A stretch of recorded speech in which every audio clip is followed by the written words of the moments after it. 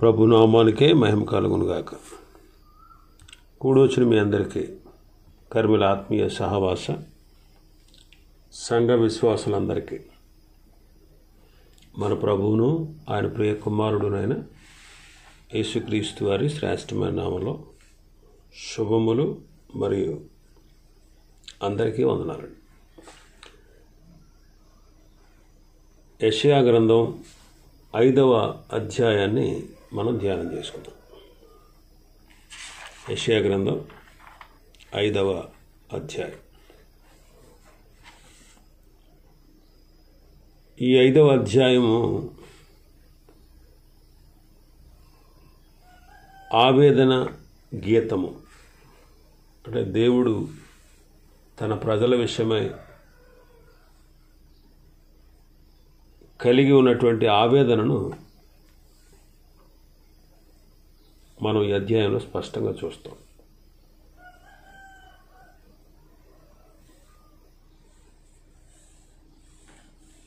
తన జనుల విషయమై కలిగినటువంటి ఆవేదన.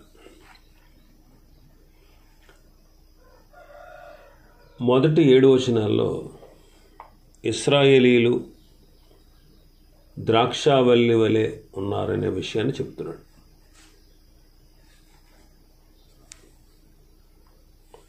మొదటి వచనాన్ని మనం చూస్తే, నా ప్రియుని గూర్చి పాడెదను వినుడి,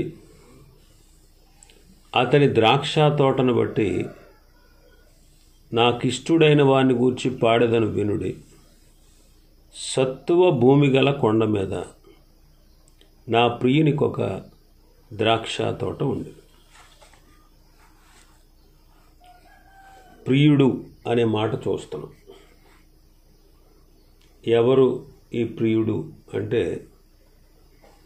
మన ప్రభు అయిన యేసుక్రీస్తు. మత్తయి సువార్త 3వ అధ్యాయం ఆఖరి వచనం చదివితే, ఇదిగో ఈయనే నా ప్రియ కుమారుడు, ఈయన యందు నేను ఆనందించుచున్నానని ఒక శబ్దము ఆకాశము నుండి వచ్చాను. ఈయనే నా ప్రియ కుమారుడు. ఎఫెసీ పత్రిక 1వ అధ్యాయం 7వ వచనం. దేవుని కృపా మహదైశ్వర్యమును బట్టి ఆ ప్రియుని యందు ఆయన రక్తం వలన మనకు విమోచనము, అనగా మన అపరాధములకు క్షమాపణ మనకు కలిగి ఉన్నది. ఆ ప్రియుని యందు. ఎవరు ఈ ప్రియుడు అంటే ప్రభు అయిన యేసుక్రీస్తు వారు. మరి సత్తువ భూమి గల కొండ మీద, ఇది సత్తువ భూమి గల కొండ. సత్తువ భూమి అంటే వాగ్దాన భూమి అన్నమాట. అంటే పాలు తేనెలు ప్రవహించే భూమి. నిర్గమకాండం 3వ అధ్యాయం 7-8 వచనాలు చూస్తే, మరియు యెహోవా ఇట్లనెను, నేను ఐగుప్తులోనున్న నా ప్రజల బాధను నిశ్చయముగా చూచితిని. పనులలో తమ్మును కష్టపెట్టు వారిని బట్టి వారు పెట్టిన మొరను వింటిని. వారి దుఃఖములు నాకు తెలిసే ఉన్నవి. కాబట్టి ఐగుప్తీయుల చేతిలో నుండి వారిని విడిపించుటకును, ఆ దేశములో నుండి విశాలమైన మంచి దేశమునకు, అనగా కనానీయులకు, హిత్తీయులకు, అమోరీయులకు, ఫెరిజ్జీయులకు, హివ్వీయులకు, యెబూసీయులకు నివాస స్థానమై పాలు తేనెలు ప్రవహించే దేశమునకు వారిని నడిపించుటకు దిగి వచ్చి ఉన్నాను అంటారు. సత్తువ గల భూమి, వాగ్దాన భూమి అన్నమాట.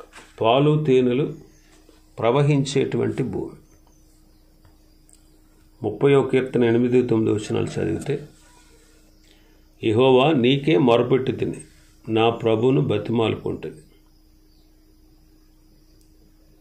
7వ వచనం చదివితే, 30వ కీర్తన 7వ వచనం, యెహోవా దయగలిగి నీవే నా పర్వతమును స్థిరపరిచితివి అంటారు. ఇంకా ఏం చేశారంటే ఆయన, మన భాగంలోకి వస్తే 2వ వచనం, యెహోవా మాట్లాడుచున్నాడు, ఆకాశమా ఆలకించుము, భూమి చెవియొగ్గుము. క్షమించాలి, 5వ అధ్యాయం 2వ వచనం. ఆయన దానిని బాగుగా త్రవ్వి రాళ్లను ఏరి అందులో శ్రేష్టమైన ద్రాక్ష తీగలను నాటించాడు. దాని మధ్యను బురుజు ఒకటి వేయించి ద్రాక్ష తొట్టిని తొలిపించాను. ద్రాక్ష పండ్లు ఫలింపవలనని ఎదురు చూచుచుండెను గాని అది కారు ద్రాక్షలు కాచు. ఇక్కడ ఆయన దానిని బాగుగా త్రవ్వి రాళ్లను ఏరి అందులో శ్రేష్టమైన ద్రాక్ష తీగలను నాటించెను. బాగుగా త్రవ్వి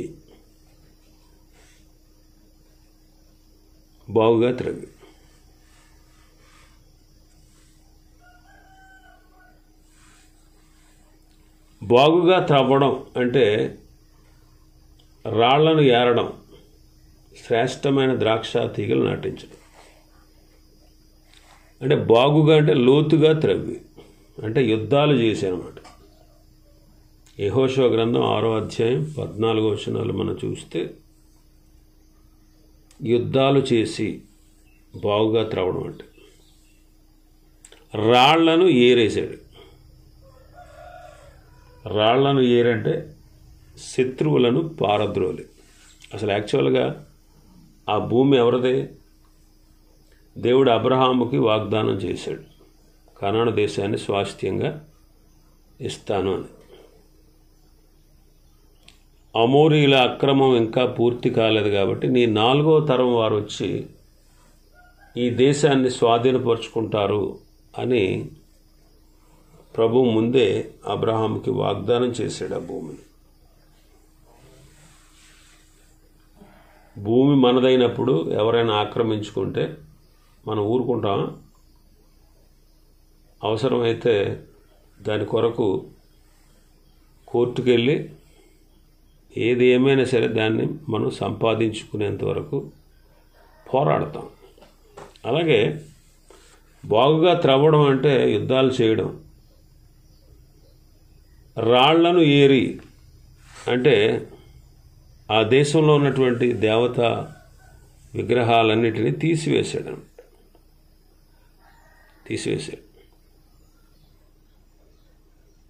శ్రేష్టమైన ద్రాక్ష తీగలు నాటించాడు. రాళ్లను ఏరడం అంటే అంతకుముందు అక్కడ ఉన్నటువంటి రాళ్లను పూజించే ఆ జాతులు వారిని ఏరివేసి శ్రేష్టమైన ద్రాక్ష తీగలు నాటించాడు. ఈ శ్రేష్టమైన ద్రాక్ష తీగలు ఇశ్రాయేలీయులు. అందుకే 80వ కీర్తన మనం చదివితే 80వ కీర్తన 8వ వచనం, నీవు ఐగుప్తులో నుండి ఒక ద్రాక్షావల్లిని తెచ్చితివి, అన్యజనులను వెళ్ళగొట్టి దాన్ని నాటితివి అంటాడు. శ్రేష్టమైనది అంటున్నారు అంటే కారణం యెహోషువ కాలేబుల నాయకత్వంలో తేబడిన అబ్రహాము సంతానాన్ని దేవుడు అక్కడ నాటాడు. వారిలో తిరుగుబాటు చేసిన వారిని, మిశ్రిత జనమును ఆయన ఏరి పారేశాడు అరణ్యంలో. శ్రేష్టమైన ద్రాక్షావల్లి వంటి దానిగా నాటాడు. శ్రేష్టమైన ద్రాక్షావల్లి వంటి దానిగా నాటాడు. ఇర్మియా గ్రంథం 2వ అధ్యాయం 21వ వచనం చదివితే, శ్రేష్టమైన ద్రాక్షావల్లి వంటి దానిగా నేను నిన్ను నాటి తిని, కేవలము నిక్కమైన విత్తనం వలన చెట్టు వంటి దానిగా నిన్ను నాటితే, నాకు జాతిహీనపు ద్రాక్షావల్లి వలె నీవెట్లు భ్రష్ట సంతానమైతివి అంటాడు ఇర్మియా గ్రంథం 2:21. ఇంకా మన భాగంలో మనం చూస్తే దాని మధ్యను బురుజు ఒకటి వేయించాడు, ద్రాక్ష తొట్టి తొలిపించారు. బురుజు, ద్రాక్ష తొట్టి. బురుజు దేవాలయం అంటే దేవుని సన్నిధి దానిలో ఉంచాడు. దానిలో ఆయన సన్నిధి, షెకెనా సన్నిధి ఉన్నంత కాలం ఎవరు కూడా ఆ పట్టణాన్ని ఆక్రమించుకోలేకపోయారు. అయితే ఆయన సన్నిధి అక్కడి నుంచి వెళ్ళిపోయిన తర్వాత మాత్రమే బబులోనీయులు దాన్ని ఆక్రమించుకోగలిగారు.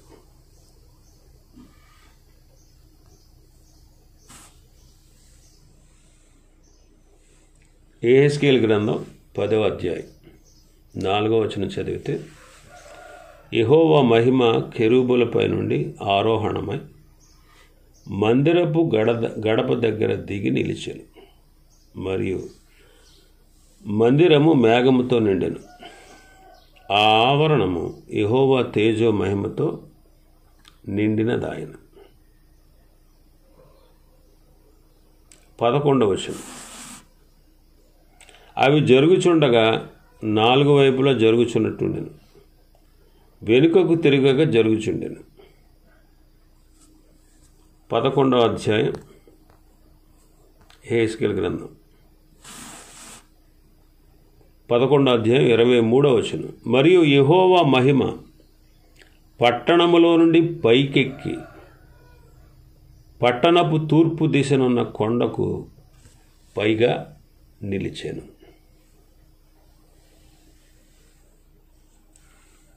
మహిమ, ఆయన సన్నిధి యెరూషలేమును విడిచిన తర్వాత మాత్రమే అన్యజనులు అంటే నెబుకద్నెజరు దాన్ని ఆక్రమించుకోగలిగాడు. ఆయన సన్నిధి ఉన్నంతకాలం ఎవ్వరు కూడా ఆ దేశాన్ని పాడు చేయలేరు, ఆక్రమించుకోలేరు. ద్రాక్ష తొట్టిని తొలిపించారట. ద్రాక్ష తొట్టిని తొలిపించాను అంటే వారి పాప పరిహారార్థం బలిపీఠాన్ని దేవుడు ఏర్పాటు చేశారు. వారి పాప ప్రాయశ్చిత్తం కొరకు బలిపీఠాన్ని దేవుడు ఏర్పాటు చేశాడు. మరి వారికి ఆయా సమయాల్లో వారిని సరిచేయడానికి ప్రవక్తలను కూడా ఏర్పాటు చేశాడు. మరి ద్రాక్ష పండ్లు ఫలించాలని ఎదురు చూస్తూ ఉన్నాడు. కానీ అదేం చేసింది? కారు ద్రాక్షలు కాసింది. అందుకే 7వ వచనంలో అంటారు, మన భాగంలోనే 7వ వచనం, న్యాయము కావాలని చూడగా అక్కడ బలాత్కారం కనబడింది,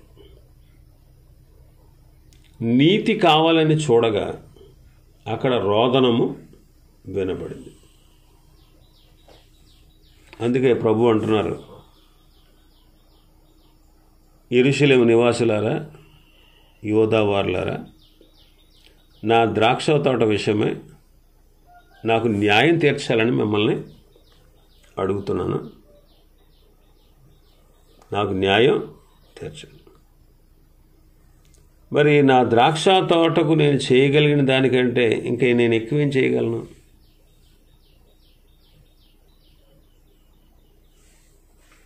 అందుకే 3 నుంచి 6 వచనాల వరకు మనం చూస్తే ఆయన యెరూషలేము నివాసులను అడుగుతున్నారు. యెరూషలేము నివాసుల్ని అడుగుతున్నారు, నా ద్రాక్ష తోట విషయం నాకు న్యాయం తీర్చండి.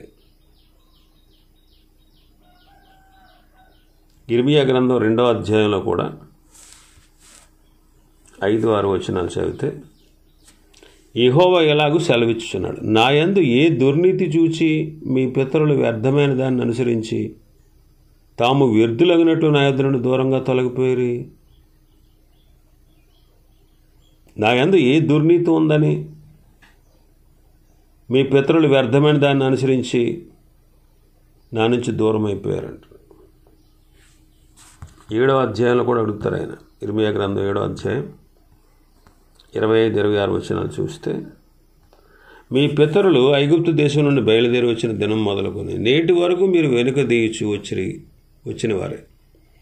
నేను అనుదినము పెందలకడ లేచి ప్రవక్తలైన నా సేవకులందరినీ మీ వద్దకు పంపుచూ వచ్చి తిని, మీరు నా మాట వెనకయున్నారు, చెవి యొగ్గకున్నారు, తమ మెడను వంచక మనస్సును కఠినపరుచుకుని ఉన్నారు. వారు తమ పితరుల కంటే మరీ దుష్టులైపోయారు.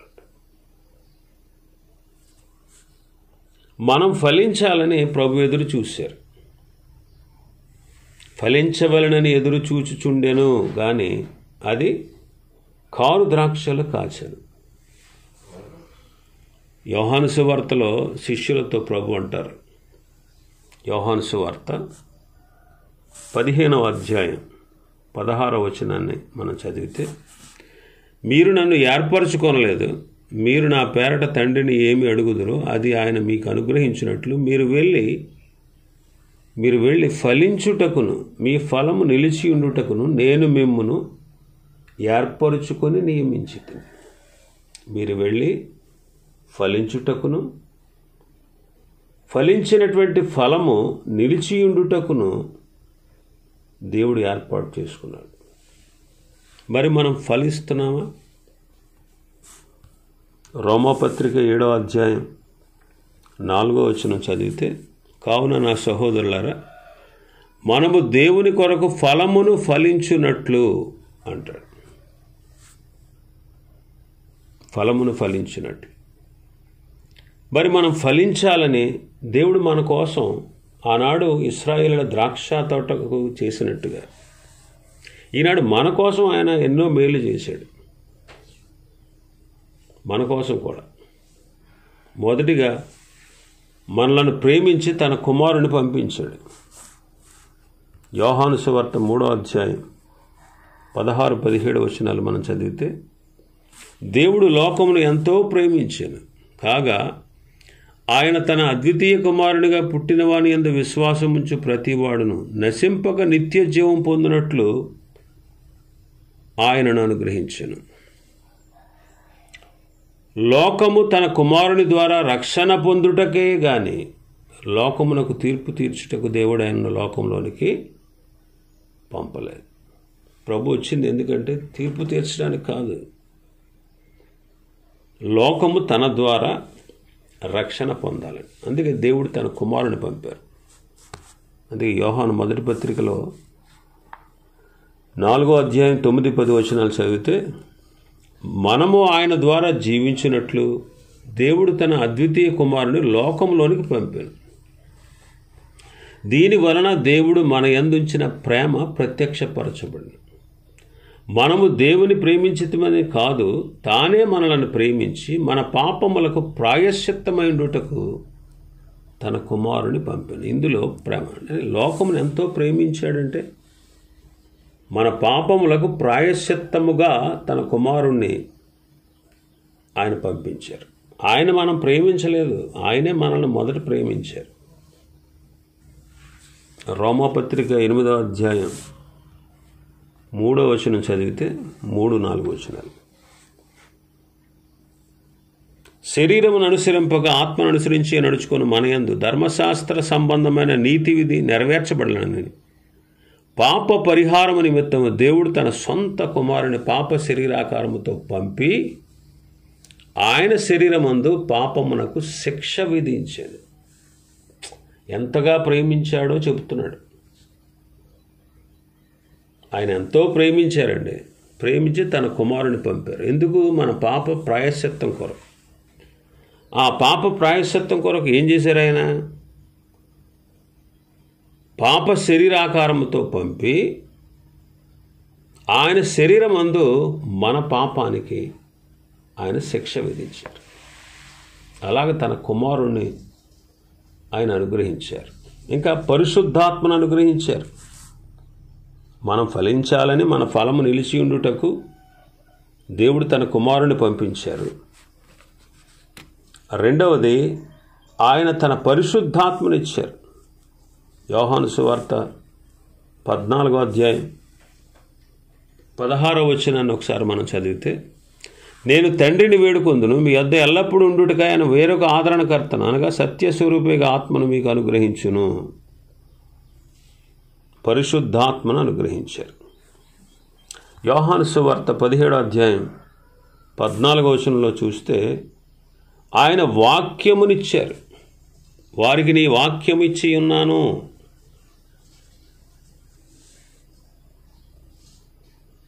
వారికి నీ వాక్యమును ఇచ్చి ఉన్నాను. వాక్యాన్ని ఇచ్చారు, కుమారునిచ్చారు, పరిశుద్ధాత్మనిచ్చారు, వాక్యాన్ని ఇచ్చారు, కొరింథీయులకు రాసిన మొదటి పత్రిక 12వ అధ్యాయం 4వ వచనం నుంచి చదివితే కృపావరములు ఇచ్చారు. ఎందుకు ఇవన్నీ? మనం ఫలించాలని, మనము ఫలించాలని. కాబట్టి ఆయన ఫలాల కోసం ఎదురు చూశారట, ఫలాల కోసం ఎదురు చూశారు.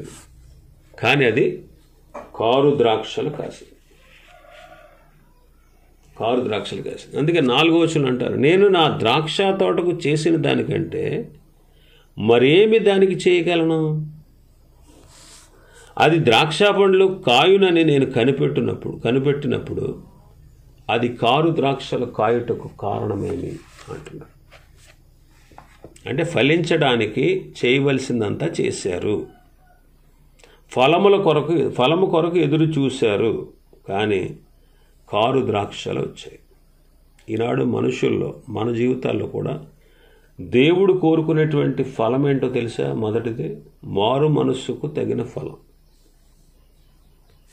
మారు మనస్సుకు తగిన ఫలం. మత్తయి సువార్త 3వ అధ్యాయం 7వ వచనంలో ప్రభువు మాట్లాడతారు, బాప్తిసం ఇచ్చి యోహాను ద్వారా. అతడు పరిసయ్యుల్లోనూ సద్దూకయ్యుల్లోనూ అనేకులు బాప్తిసం పొందవచ్చుట చూచి, సర్ప సంతానమా, రాబో ఉగ్రతను తప్పించుకున్నటకు మీకు బుద్ధి చెప్పిన వాడెవడు? మారు మనస్సుకు తగిన ఫలం ఫలించాం. ఎప్పుడైతే మారు మనస్సుకు తగిన ఫలం మనం ఫలిస్తామో వెంటనే దేవుడు రక్షణార్థమైన ఫలాన్ని ఇస్తాడు. యోహాను సువార్త 4వ అధ్యాయం 36వ వచనం, విత్తువాడు కోయివాడును కూడా సంతోషించినట్లు కోయివాడు జీతం పుచ్చుకొని నిత్య జీవార్థమైన ఫలము సమకూర్చుకొనుచున్నాడు. కోయివాడు ప్రభువే, నిత్య జీవార్థమైన ఫలాన్ని ఇస్తాడు. ఆ తర్వాత మనం ఫలాలు ఫలించాలి. ఎఫెసీ 5:9 ప్రకారం వెలుగు ఫలం, హెబ్రీ 12:11 ప్రకారం నీతి ఫలం, హెబ్రీ 13:7 ప్రకారము ప్రవర్తనా ఫలం, హెబ్రీ 13:15 ప్రకారము జెహోవా ఫలం, ఫిలిప్పీ 4:17 ప్రకారము అర్పణా ఫలం, గలతీ 5:22 ప్రకారము ఆత్మఫలం. ఇవన్నీ పొందుతారు. మరి నిత్య జీవార్థమైన ఫలం పొందుకున్నటువంటి మనం, మారు మనసుకు తగిన ఫలం ద్వారా నిత్య జీవార్థమైన ఫలాన్ని పొందుకున్న మనం ఈ ఫలాలను కూడా కలిగి ఉండాలి. అయితే దానికి వ్యతిరేకంగా ఏం జరిగింది ఇక్కడ? దానికి వ్యతిరేకంగా కారు ద్రాక్షలు కాసాయి. కారు ద్రాక్షలు కాసాయి. కారు ద్రాక్షలు కాసింది. ద్రాక్ష పండ్లు కాయాలని, కాస్తాయని ఆయన కనిపెట్టినప్పుడు కారు ద్రాక్షలు కాసాయి. కారు ద్రాక్షలు కాసాయి. అంటే 7వ వచనం ప్రకారం మనం చూస్తే కారు ద్రాక్షలు అంటే ఏంటి? ఇప్పుడు పైన చెప్పినటువంటి ఈ ఫలాలకు వ్యతిరేకమైనవి అన్నమాట.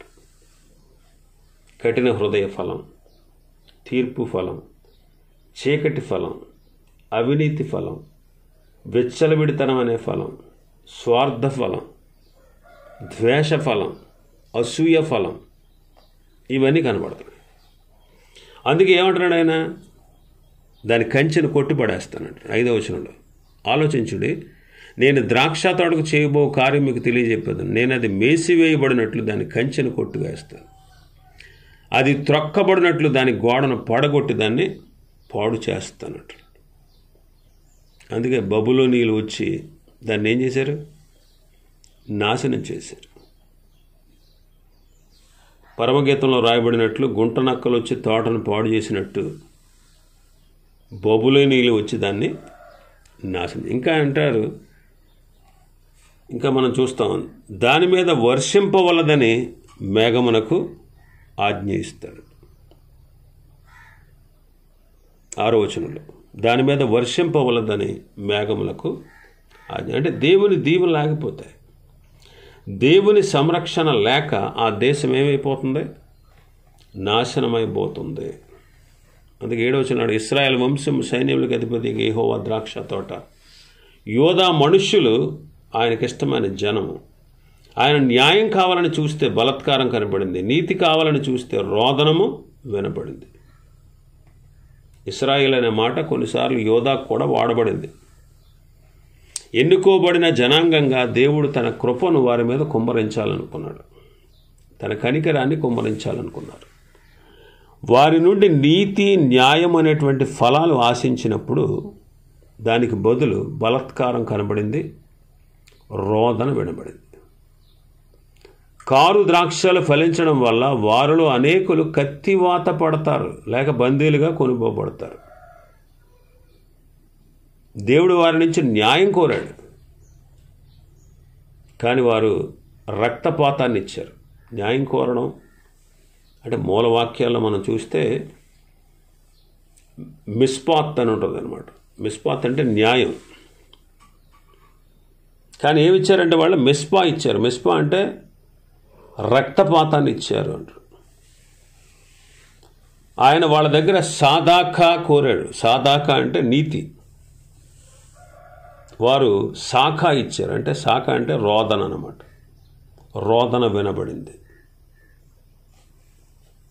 వాళ్ళు అలాగా వారి జీవితాలని దుర్భరం చేసుకున్నారు. వారి జీవితాలను దుర్భరం చేసుకున్నారు. అలాంటి పరిస్థితి అనమాట. అక్కడ నీతి కావాలని చూస్తే న్యాయం కావాలని చూస్తే బలాత్కారం కనబడింది. నీతి కావాలని చూస్తే రోదన వినబడింది. అంటే ప్రజలు చెడిపోయారు అన్నమాట. వారు ఎలా చెడిపోయారో, ఎంతగా చెడిపోయారో ఆ విషయాలు మనం మిగతా వచనాల్లో చూస్తాం. బబులోనీలు వచ్చి ఆ దేశాన్ని, ఆ ప్రాకారాన్ని పడగొట్టారు, అగ్నితో కాల్చారు. దాని కంచెను కొట్టివేశాడట ఆయన, గోడను పడగొట్టారట. బబులోని వచ్చి గోడను, ప్రాకారాన్ని పడగొట్టారు, అగ్నితో కాల్చేశారు. ఈనాడు మనం కూడా, మన క్రియలు కూడా తీర్పులోకి వస్తాయి. మనకు కూడా తీర్పు ఉంది. మనకు కూడా తీర్పు ఉంది. మన మాటలు, మన ఆలోచనలు, మన క్రియలు కూడా తీర్పులోకి వస్తాయి. 6వ వచనంలో మనం చూస్తాం, అది గచ్చ పొదలు, బలురక్కసి చెట్లు బలిసిపోయి ఉంటాయి, దాని మీద వర్షింపవలదని మేఘానికి ఆజ్ఞయిస్తానట్లు. కాబట్టి మనకు కూడా తీర్పు ఉందండి. మన మాటలు, మన క్రియలు, మన పనులు, వీటికి మనం లెక్క చెప్పాలి. అందుకే దైవ భయము ఎరిగి మేము మిమ్మల్ని ప్రేరేపిస్తున్నాం అంటాడు పౌలు గారు కొరింథీయులకు రాసిన మొదటి పత్రిక 5వ అధ్యాయం 10వ వచనంలో. దైవ భయం ఎరిగి మనమందరం క్రీస్తు న్యాయపీఠం ఎదుట నిలవాలి. నువ్వు మంచి చేసినా, చెడు చేసినా ఖచ్చితంగా అవి తీర్పులోకి వస్తాయి. దైవ భయం ఎరిగి మిమ్మల్ని ప్రేరేపిస్తున్నాం అంటాడు పౌలు గారు. కాబట్టి మన మీద కూడా ఆయన తీర్పు రాకముందే, ప్రభువు రాకముందే మన అవిధేయతను ప్రభు దగ్గర ఒప్పుకొని విడిచిపెడితే మనకెంతో ఆశీర్వాదకరం. మిగిలిన విషయాలు ప్రభు చిత్తమైతే రేపటి దినం మనం ధ్యానం చేసుకుందాం. దేవుడి వర్తమాన వాక్యాన్ని మన వినికిడిలో ఆశీర్వదించునుగాక. ఆమేన్.